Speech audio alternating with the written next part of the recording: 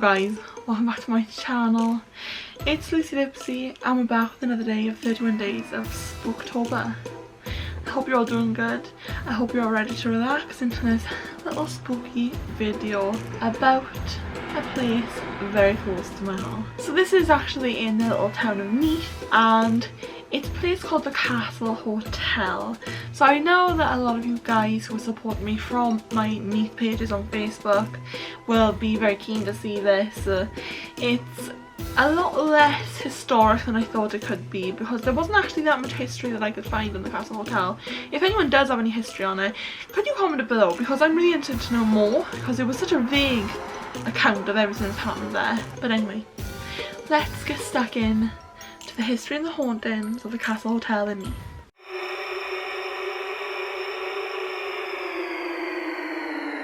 So it dates back to 1695. It was originally a coaching inn. So if you don't know what this means, it was basically along a route that a horse and carriage would go down, and people would call in and kind of leave their horses to sleep, swap their horses out, clean their horses down, that type of thing. It was basically a petrol station for horses. It serves as a restaurant and a hotel and a cocktail bar now. It actually has 3 bars in the whole place. It has 29 bedrooms. It hosts weddings, conferences, you know, meetings, that type of thing. And it's entertained many special guests, such as Catherine Jenkins, Elizabeth Taylor and Richard Burton. So the current building of what we see now was built in the 1900s. Obviously it had to be refurbished throughout the years, and this is how it's ended up staying. So for anyone that likes a little bit of rugby, this is actually an important historic place for you. In 1881, a meeting was held here between rugby teams. So this consisted of Swansea, Lampeter, Llandilo, Cardiff, Newport, Llanelli, Merthyr Tydfil, Llandyfri, Brecon, Pontypool and Bangor, and they met to discuss the possibility of a Welsh rugby union. So obviously we know that that worked out because we have a Welsh rugby union now. I didn't dive too much into it. I'm not a rugby gal, even though I should because I'm Welsh. But there were basically a couple of meetings, and a fun fact about that, really, I did read into. I say I didn't, but here I am with fact. Neath rugby team decided not to go in their own town. So it's basically where all of the teams kind of formed the Welsh Rugby Union. Again, this has on its website that it is one of the most haunted buildings in the UK, but by now we know that that's probably a lie because they all say that. It's said to have no less than 12 ghosts, plus it has a poltergeist, so there's always kind of goings on in a building. One of the ghosts most seen in the hotel is an eerie apparition of a black dog. Some people say dog, some people say wolf. It's seen in the cellars mostly. Now this could be going back to an old legend that Wales has. It's called the Gwyllt, the black dog of Wales. Now this actually translates differently to how it should by a word, but it's kind of dog of darkness or dog of twilight. It's got fiery eyes, fiery red eyes. It's said that people hear him howling at night. It's said that whoever encountered the Gwyllt at night and saw his fiery eyes and looked into them would be paralysed. It says as well that the howl actually has power to paralyse people. So it's a little bit scary that you have nothing that you can defend yourself with. If you hear it, you can't get rid of it from your ears, can you? At least if you see it, you can shut your eyes. It's said that he trots along the side of travellers late at night in the dark so they can't see him. And then all of a sudden, he'll just pounce and kill them. He's said to be a mastiff. Wasn't going to be a shih tzu, was he? And he's said to have a very large kind of black coat and a shaggy pelt. So whilst reading up on this dog, I actually found a quote and I really liked it.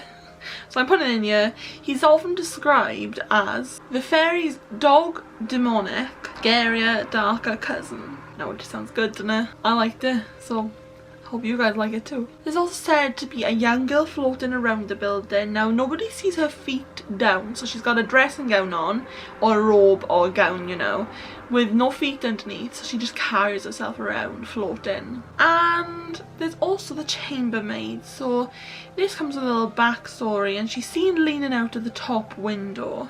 Now she actually hanged herself in the hotel in 1885.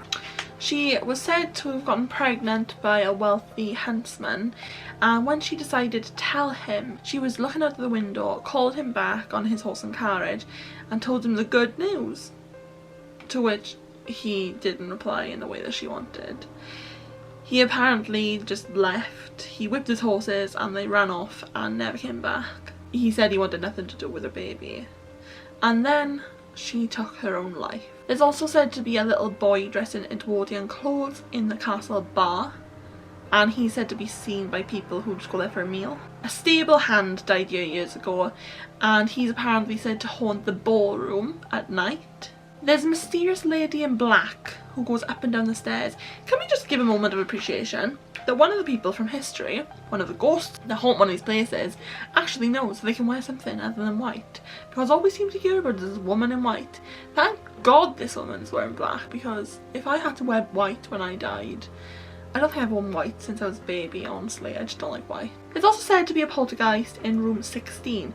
Now the interesting thing about this ghost or poltergeist is that he wasn't a part of the history in the hotel. He was just a guest. He was just a guest, and he went to stay there, and basically he wasn't happy with anything the hotel were doing. He wasn't happy with the way it was run and nothing like that, and he would ask them to come up and change his blankets all the time. You know, just like one of those awkward customers. He was one of those. And then he died in the bedroom. So, I mean, he stayed there then, giving the people who worked there grief for years, because every time they go in there now, the room has been changed around. No matter how many times they try and organise it, it's still put back into the way that this awkward ghost likes it. And then lastly, there's the Headless Cavalier. So it said there was a gentleman in the bar having lunch a couple of years ago, and he was said to have been looking down, just reading the newspaper, and when he looked up he could see someone walking towards him. So he looked up, and when he went to turn his full attention on him, he noticed that he didn't have a head. So his body worked all the way up into the shoulders, and that was it. And he didn't quite know what to do, so he looked down in his paper and looked back up, and when he looked back up he was gone. He was nowhere to be seen. Now he wasn't from the area and he had no idea that there was a Headless Cavalier. So when he went to the bar staff were not surprised, and he was kind of flabbergasted to why they weren't surprised like he was. So guys, have you been to the Castle Hotel and experienced something creepy? If you have, let me know in the comments. I'd love to know. I hope you've enjoyed this video, guys. Please leave a thumbs up. If you haven't yet, I would love for you to subscribe to my channel. If you do, hit that notification bell so I can alert you every single time I upload to my channel. And as always, guys, never let anyone dull your sparkle.